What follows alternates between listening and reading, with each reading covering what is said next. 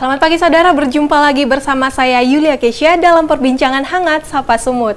Nah, di Sapa Sumut kali ini kita akan ngobrol dengan sosok yang memiliki inisiatif dalam membangun budaya literasi. Dan di sini sudah hadir bersama kita Eka Dalanta yang merupakan pegiat literasi. Halo Kak Eka. Halo Kesya. Apa kabarnya nih Kak Eka? Kabar baik. Kira-kira hari ini kesibukannya ngapain aja sih Kak? Hari ini ya seperti hari-hari yang biasanya nggak ada yang istimewa, tapi tetap punya kegiatan membaca buku dan kegiatan-kegiatan yang rutin aja. Nah Kak Eka, mengenai literasi nih Kak, kira-kira apa sih Kak yang mendorong Kakak untuk menjadi seorang pegiat literasi tersebut? Sebenarnya tidak ada dorongan khusus ya untuk menjadi pegiat literasi gitu. Jadi nggak ada cita-cita aku ingin menjadi pegiat literasi gitu, itu nggak ada. Lebih ke sebenarnya itu berjalan alami aja ya, karena memang ada minat, ada ketertarikan gitu kepada budaya membaca, terus itu sudah jadi kebiasaan yang tertanam dari kecil gitu. Nah kebiasaan itu aku pengen tularkan ke orang lain. Jadi secara nggak langsung gitu sebenarnya apa yang aku lakukan itu mengajak orang-orang lain juga untuk menyukai membaca gitu, untuk lebih dekat dengan literasi. Dan ada latar belakangnya juga Kak dengan jurusan yang Kakak ambil saat itu, waktu itu Kakak mengambil jurusan sastra gitu Kak? Ya, ada juga sih sebenarnya ya. Jadi sebenarnya minat baca aku itu kan tumbuhnya dari kecil ya, dari kecil. Ada kebiasaan yang dibangun di keluarga sebenarnya. Jadi sebenarnya kebiasaan membaca itu tidak terlepas dari kebiasaan yang dibangun di keluarga, apa yang sudah ditanamkan di keluarga gitu. Aku dari kecil sudah diperkenalkan oleh bapakku ya. Jadi memang akrab dengan membaca itu karena diperkenalkan. Jadi bapak itu sering bawa buku cerita ke rumah gitu. Jadi pulang kantor, pulang kerja gitu ngajakin kami itu duduk baca buku, dia baca koran, kami baca buku gitu. Habis itu ngobrolin apa yang kami baca gitu, cerita dengan bapak gitu. Jadi sebenarnya itu secara nggak langsung membangun kebiasaan itu gitu. Termasuk misalnya ketika aku waktu membaca buku waktu kecil itu ya biasalah cerita anak kan, nggak mungkin dong anak-anak itu bacanya berat, pasti yang sesuai dengan usianya gitu. Iya benar sekali. Jadi bapak bawakan buku cerita anak, aku suka dengan buku-buku cerita anak itu, bahkan jatuh cinta dengan karakter-karakter yang ada dalam buku tersebut gitu. Iya. Jadi perkenalan itu membuatku akhirnya ngerasa ketika aku membaca buku aku punya temen gitu, walaupun itu bukan teman di dunia nyata ya, dia ada di dunia fiksi gitu. Tapi aku merasa dekat dengan apa yang aku baca. Misalnya nih, aku membaca kisah tentang seorang anak yang berada di daerah lain, bukan di Sumatera Utara misalnya. Benar-benar. Aku jadi ngerasa punya teman di daerah lain. Aku seperti mengetahui kehidupannya, karakternya, kebudayaannya gitu. Nah pengetahuan itu membuatku merasa membaca itu adalah pekerjaan yang menyenangkan. Membaca itu adalah kebiasaan yang menyenangkan. Jadi aku nyari buku lebih banyak gitu ya. Nggak cuman buku-buku yang dibawakan oleh bapak, aku mulai nabung juga. Jadi uang jajanku itu aku mulai gunakan untuk membeli buku-buku gitu. Bahkan waktu itu di kota tempat aku tinggal kan kota kecil ya gitu. Bener. Nggak kayak Medan yang toko buku besar itu ada. Jadi nggak ada toko buku yang lengkap, tapi hanya ada toko buku kecil gitu.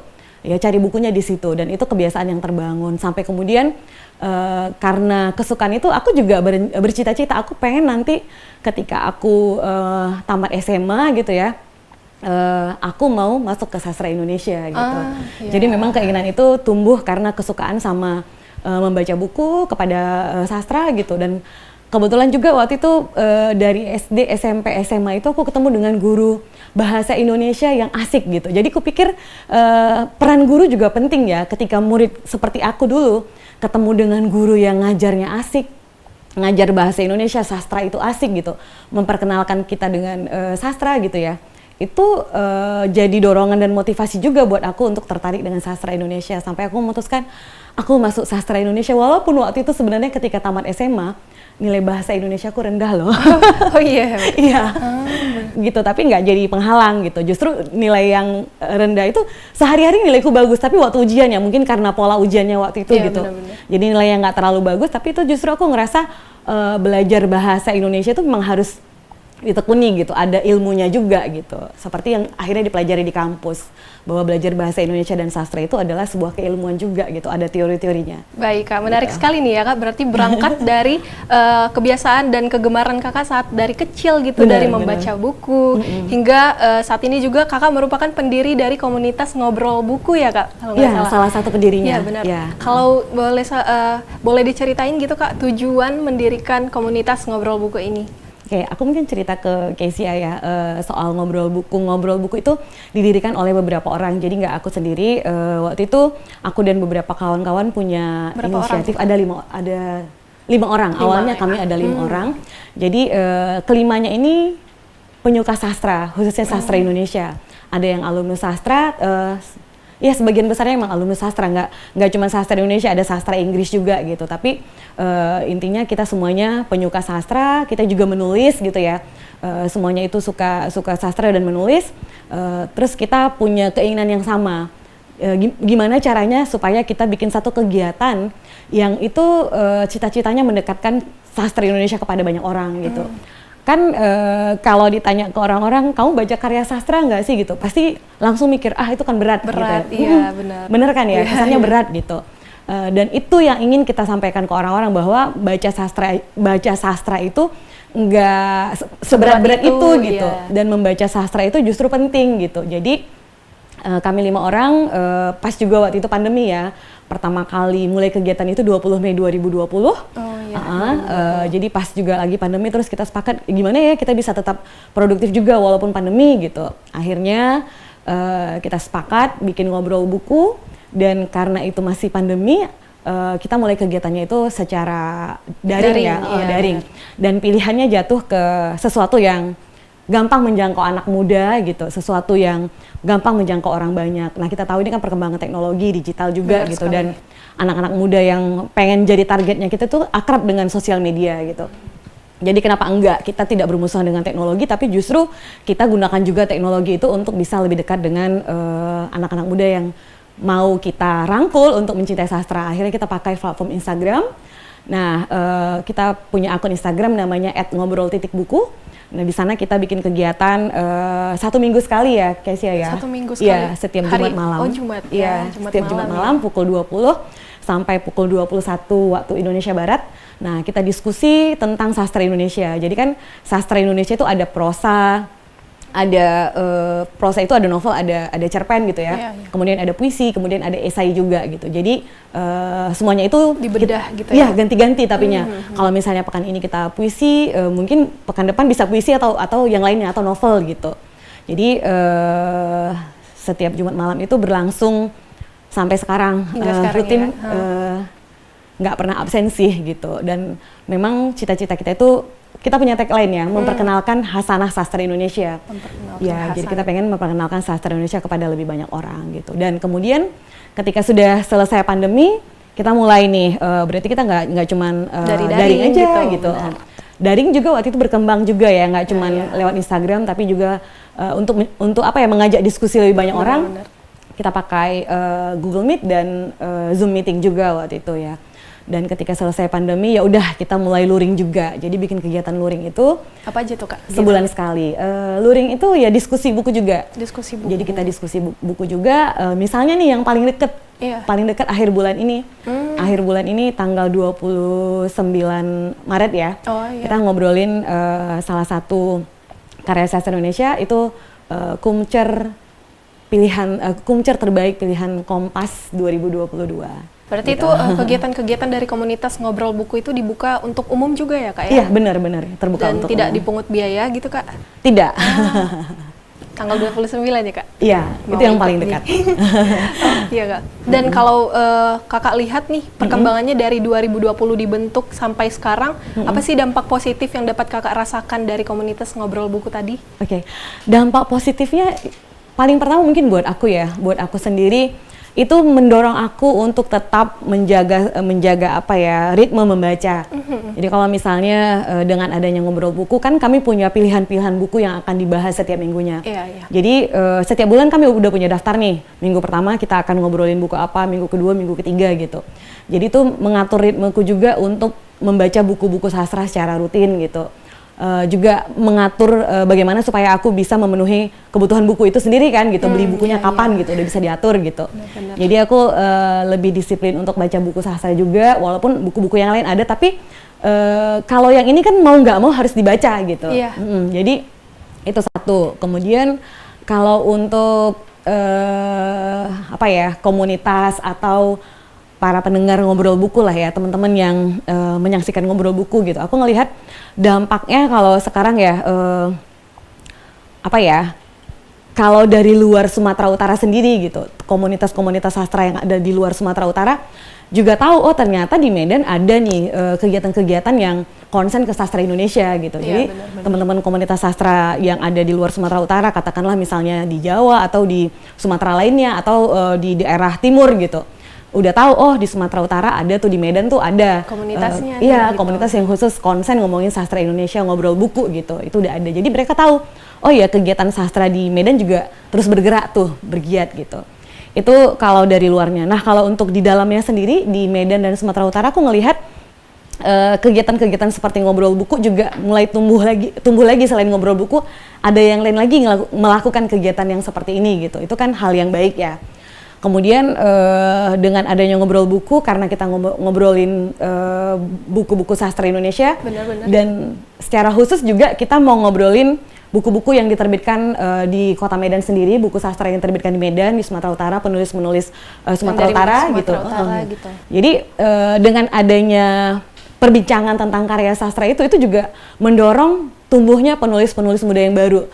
Jadi bergiat juga tuh untuk nerbitin karya gitu. Aku pikir itu kan satu hal yang baik gitu, Iya, dampak karena positif ya. positif ya, karena kan kalau ada sebuah karya, seberapa bagus pun karya itu kan kalau nggak ada yang Iya. ngomongin, nggak ada yang membicarakan, karya itu tidak dikenal. Karya itu juga nggak seluas itu juga jangkauannya gitu. Nah dengan ada yang ngobrol buku, aku ngelihat hal-hal yang seperti itu. Si penulisnya juga sendiri merasa punya ruang untuk karyanya dibaca, sehingga ya terdorong untuk menulis dan menghasilkan karya. Dan kemudian juga aku ngelihat apa ya, teman-teman pembaca yang ada di Sumatera Utara juga misalnya seneng misalnya ketika mereka juga membaca buku-buku yang kami perbincangkan di ngobrol buku. Nah berarti setiap komunitasnya juga nggak berangkat dari anak-anak sastra aja nih Kak ya, berarti masih ada juga teman-teman dari luar gitu, maupun jurusan lain atau dari remaja, mahasiswa dan lain-lain seperti itu ya Kak? Kalau yang ikutan di ngobrol buku maksudnya ya? Kalau yang diikutan di ngobrol buku, kalau kita bikin kegiatan, yang datang tuh macam-macam, memang nggak cuma anak sastra aja, berbagai latar belakang bidang ilmu, berbagai usia juga gitu. Termasuk di ngobrol buku sendiri kan, karena memang punya cita-cita memperkenalkan hasanah kekayaan sastra Indonesia itu gitu kan. Jadi kita juga prinsipnya percaya bahwa yang perlu membaca karya sastra itu nggak cuma anak sastra, karya sastra itu nggak cuma anak sastra, tapi untuk semua orang. Makanya narasumber kita juga latar belakangnya macam-macam, Kes, nggak cuman para sastra, penulis, iya, ya nggak sastrawan juga, tapi pernah misalnya kita narasumbernya itu fotografer gitu ya, jurnalis gitu, terus juga dosen, guru, perawat gitu, bahkan pendeta juga pernah yang gitu-gitu ya, mahasiswa gitu. Jadi berbagai latar belakang nih yang kita ajak juga untuk ngobrolin sastra Indonesia. Yang penting dia membaca sastra Indonesia, dan kita mau kasih tunjuk ke orang-orang, membaca sastra Indonesia itu bisa dilakukan oleh semua orang. Mungkin ngelihat juga ya kan, baru-baru ini ada di Instagram viral juga ya, Ibu Karlina Supeli, seorang ahli filsafat ya, dan dosen juga, dia bilang seperti ini, bahwa membaca fiksi itu penting gitu. Dengan membaca fiksi itu apa ya, seseorang itu kan belajar tentang dunia imajinasi, mengenal dunia imajinasi, dunia yang berada di luar dunia yang ada di kenyataan gitu. Tapi dengan mempelajari tersebut, seseorang itu mengembangkan imajinasinya dan kemudian bisa menjadi lebih siap untuk berhadapan dengan dunia sehari-hari gitu. Dan aku sepakat dengan ibu itu, nggak cuman soal imajinasi, tapi dengan membaca karya sastra itu menumbuhkan empati gitu. Setiap orang yang membaca karya sastra itu dilatih bagaimana berempati terhadap orang lain, berempati terhadap kemanusiaan gitu. Wah baik, menarik sekali nih Kak, tapi masih banyak nih yang akan kita bincangkan, tapi kita tahan dulu nih Kak. Ya saudara, jangan kemana-mana, tetap di Sapa Sumut setelah jeda berikut.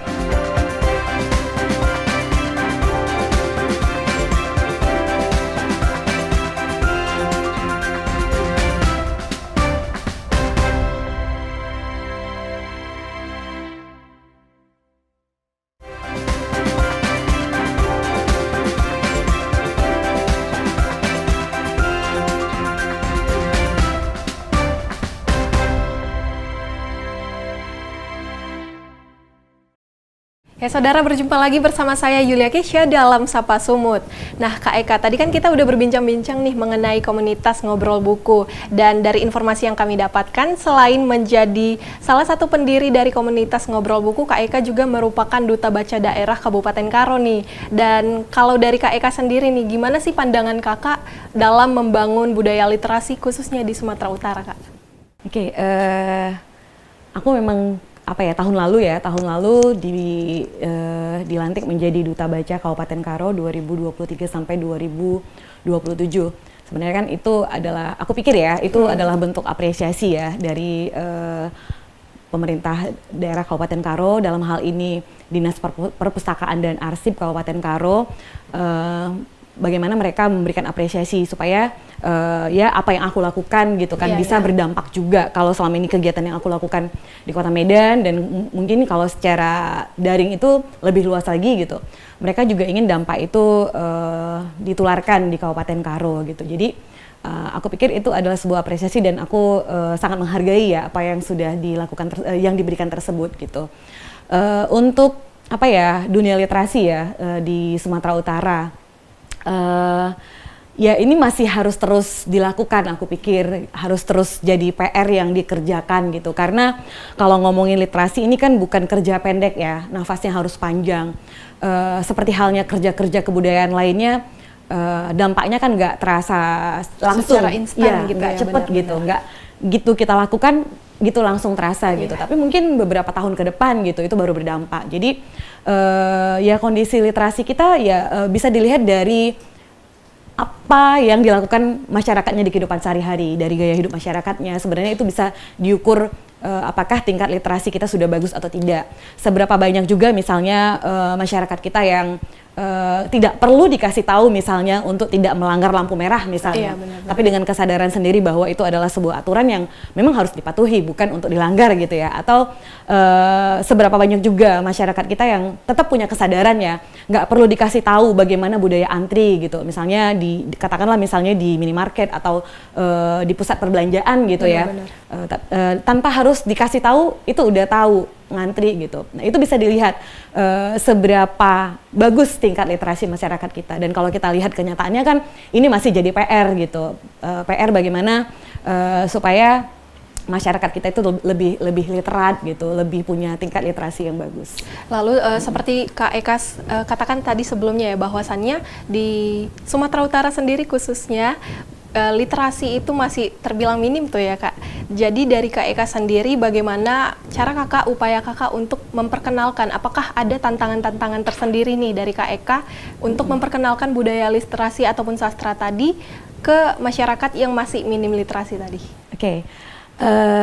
Untuk membuat masyarakat kita, masyarakat Sumatera Utara lebih akrab dengan membaca, punya tingkat literasi yang bagus, tentu ini nggak cuma kerja 1-2 orang ya, nggak cukup hanya seorang Eka misalnya ya, atau teman-teman di komunitas yang membuat budaya membaca itu, literasi itu bisa menjadi lebih bagus gitu. Jadi perlu kerjasama dan peran banyak pihak gitu.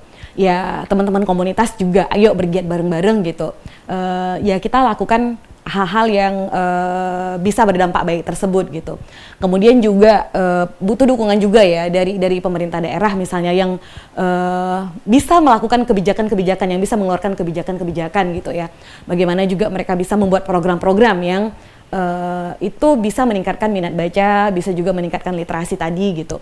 Nggak hanya program-program misalnya yang sifatnya seremonial gitu, atau sifatnya hanya ya mungkin dilakukan 1-2 kali gitu.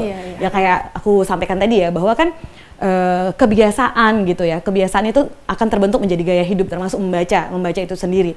Dan gaya hidup itu kan tidak terbentuk dengan sekali 2 kali dilakukan gitu. Bahkan aku pernah baca juga, untuk membangun sebuah kebiasaan baik itu perlu, misalnya kalau kita membangun kebiasaan baik itu perlu latihan 40 hari terus menerus misalnya gitu kan. Membangun kebiasaan baik gitu ya. Jadi kalau mau masyarakat kita juga punya kebiasaan membaca, ya nggak cukup sekali 2 kali kita bilang ayo membaca gitu, ayo bikin kegiatan membaca gitu. Membaca hanya 15 menit kan nggak cukup membaca 15 menit itu gitu. Tapi perlu apa ya, membangun kebiasaan itu terus menerus gitu. Dan kemudian ngomongin akses juga sih, akses juga mungkin di sini juga perlu peran pemerintah gitu. Nggak semua daerah juga kan punya akses terhadap buku-buku bacaan itu seluas di daerah-daerah yang dekat dengan dekat dengan apa ya, sumber perekonomian misalnya, atau sumber inilah ya, katakan misalnya di perkotaan gitu. Tapi kalau daerah-daerah yang lebih ke pinggir misalnya gitu, itu kan nggak sebanyak itu aksesnya juga gitu. Toko buku belum tentu ada gitu. Jadi paling nggak di sana juga akses itu dipermudah gitu. Katakanlah misalnya daerah di Samosir misalnya, apakah di sana juga ada koran setiap hari misalnya, seperti itu ya? Apakah di sana ada toko buku? Nggak juga kan gitu. Jadi ketika misalnya nggak ada toko buku, ya bagaimana caranya supaya akses itu bisa lebih mudah? Dengan menghadirkan misalnya perpustakaan daerah, perpustakaan keliling, desa, gitu ya, perpustakaan keliling, perpustakaan sekolah, tapi yang juga menyediakan buku-buku yang sesuai juga dong dengan kebutuhan masyarakatnya gitu. Jangan namanya perpustakaan, misalnya perpustakaan sekolah, tapi isinya cuma buku pelajaran aja gitu. Itu kan tidak menarik minat juga buat anak-anak gitu. Tetap ada cerita pendek, buku-buku seperti itu ya Kak? Bener, buku-buku yang menyenangkan buat imajinasi. Anak. Betul. Buku-buku yang menyenangkan buat anak, buku-buku yang disukai oleh anak gitu. Kalau misalnya lingkungannya lingkungan pertanian, kenapa enggak juga ada buku-buku tentang pertanian yang sesuai dengan kebutuhan masyarakatnya gitu. Jadi ya hal-hal seperti itu yang aku pikir memang harus dilakukan oleh semua pihak. Dan kalau dari Kak Eka sendiri ini sebagai pegiat literasi, udah kemana aja sih Kak mensosialisasikan literasi itu? Ada nggak ke daerah-daerah yang menurut Kakak tuh memang masih kekurangan akses nih dalam meningkatkan literasi tersebut Kak? Oke, kalau aku sih memang secara khusus masih di Ngobrol Buku, dan kemudian aku juga ada komunitas lainnya namanya Pena Lingkar Toba. Itu komunitas untuk calon-calon penulis dan penggiat literasi yang ada di lingkar Danau Toba. Jadi ada 8 kabupaten kota ya yang kabupaten, sorry tidak ada kotanya. 8 kabupaten yang itu berada di lingkar Danau Toba. 7 kabupaten yang langsung beririsan dengan Danau Toba, artinya mereka punya Danau Toba, dan satu kabupaten itu yang punya hutan yang itu menopang air yang ada di Danau Toba. Jadi kawan-kawan yang ada di komunitas ini kita berkegiatan bareng-bareng, termasuk kegiatan rutin membaca, kemudian ada kegiatan pelatihan menulis, menulis cerpen, menulis puisi gitu. Kemudian ajakin juga teman-teman kalau ada kegiatan-kegiatan lain yang bisa meningkatkan kapasitas diri gitu, kita ajakin juga kawan-kawan gitu, termasuk bekerja sama dengan lembaga-lembaga yang lain. Selain itu juga ya tentu untuk membudayakan minat baca tadi, tentu aku banyaknya sekarang di Kabupaten Karo juga ya, karena terkait dengan peran aku sebagai duta baca. Jadi bekerja sama dengan sekolah-sekolah, kemudian dengan Dinas Perpustakaan dan Arsip Kabupaten Karo, ya udah bikin kegiatan di sana banyaknya gitu. Kalau dulu sebenarnya sebelum berkegiatan di Ngobrol Buku dan Pena Lingkar Toba juga sempat berkegiatan literasi juga ya di salah satu lembaga non pemerintah ya waktu itu di Danau Toba juga. Di sana ada mengelola rumah baca juga gitu. Aku sempat juga terlibat sebagai relawan di sana. Seperti itu. Kalau sepanjang perjalanan Kakak nih sebagai pegiat literasi, adakah cerita-cerita yang menarik gitu Kak dari teman-teman yang ada di sana gitu, yang menginspirasi Kakak untuk semakin giat nih untuk menyuarakan literasi dan sastra tersebut? Boleh dong diceritain Kak? Pengalaman-pengalaman inspiratif ya. Banyak sih sebenarnya ya ketika ketemu dengan kawan-kawan yang lainnya yang bergiat di literasi ya. Misalnya aku ketemu sama satu kawan di Humbang Hasundutan. Dia pulang, dia dulu sempat ya tinggal di Jakarta gitu, terus pulang kampung gitu ya, karena orang tuanya juga pulang kampung, dia pulang kampung, dan akhirnya dia secara mandiri juga mengelola sebuah rumah belajar, dan itu sudah berlangsung cukup lama lah, beberapa tahun sampai sekarang, di atas 5 tahun kayaknya ya, dan sampai sekarang dia juga mengelola rumah belajar itu secara mandiri gitu, dan kupikir semangatnya itu gitu ya, ketahanannya itu juga gitu, kekehnya dia untuk melakukan itu kupikir menginspirasi ya. Bagaimana setiap orang ternyata selalu ada orang-orang yang punya ketertarikan, punya passion itu gitu, punya istilah yang lebih tepatnya ya, mungkin punya ngerasa bertanggung jawab juga untuk melakukan itu, walaupun sebenarnya nggak tanggung jawab dia juga sendiri kan gitu, tapi tetap ngerasa bahwa aku harus melakukan ini gitu. Nah itu kupikir hal yang menginspirasi, atau temen yang lainnya di Tapanuli Utara, orang Medan tapi kerja di Tapanuli Utara, mungkin udah hampir 10 tahun juga bekerja di sana, walaupun dia bilang bekerja, tapi menurutku mengabdikan diri juga gitu. Sebenarnya kan dia punya peluang-peluang lain, pilihan-pilihan yang lain gitu. Tapi kenapa dia tetap memutuskan memilih aku mengelola rumah belajar ini gitu? Karena ada anak-anak yang butuh sosok yang akan terus menginspirasi mereka gitu, yang ngajarin mereka gitu. Itu hal-hal yang kupikir buatku sangat luar biasa gitu, menyentuh kan gitu. Benar-benar. Sangat luar biasa nih Kak, menarik sekali, banyak sekali nih yang pengen saya bincangkan dengan Kak Eka, tapi sayang sekali kita sudah berada di penghujung acara. Nah terakhir nih Kak, 2 kata untuk harapan Kakak dalam meningkatkan literasi ini, coba Kak. Wah, apa ya? 2 kalimat deh. 2 kalimat ya, apa ya? Ini aku agak susah nih kalau disuruh ngasih statement pendek kayak gini. Mungkin bilangnya kayak gini deh. Kerja-kerja literasi adalah kerja-kerja untuk masa depan. Jadi ayo sama-sama kita terlibat, kita sama-sama majukan literasi di daerah kita. Wah, luar biasa sekali ya Kak. Terima kasih nih Kak Eka yang sudah datang di Sapa Sumut kali ini. Ya saudara, itu tadi kita perbincangan mengenai sosok Eka Dalanta yang merupakan inisiasi dalam membangun budaya literasi. Semoga informasi tadi dapat menambah dan bermanfaat bagi kita semua. Saya Yulia Kesha mewakili kerabat kerja yang bertugas, pamit undur diri. Tetap saksikan Sapa Sumut selanjutnya hanya di Kompas TV, independen, terpercaya.